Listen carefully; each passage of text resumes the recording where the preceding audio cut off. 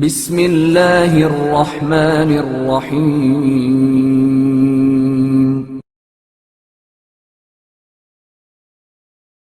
مرحوم باپ کی نیک اولاد۔ حضرت محمد مصطفیٰ صلی اللہ علیہ وآلہ وسلم قبرستان کے نزدیک سے گزر رہے تھے کہ ایک قبر کے قریب پہنچے تو اصحاب سے فرمایا، یہاں سے جلدی چلو کیونکہ اس قبر کے مردے پر عذاب ہو رہا ہے۔ دوسرے دن جب اسی جگہ سے حضرت صلی اللہ علیہ وآلہ وسلم کا گزر ہوا تو آپ صلی اللہ علیہ وآلہ وسلم نے اصحاب سے فرمایا، ٹھہرو۔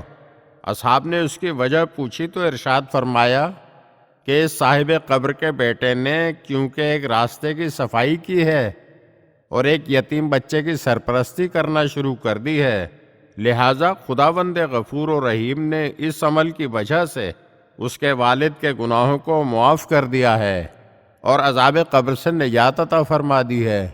اس سے بھی بڑھ کر حدیث میں ملتا ہے کہ ایک بچے نے مدرسے جا کر کہا بسم اللہ الرحمن الرحیم، اور خداوند عالم نے اس کے والد مرحوم کے گناہ بخش دیے۔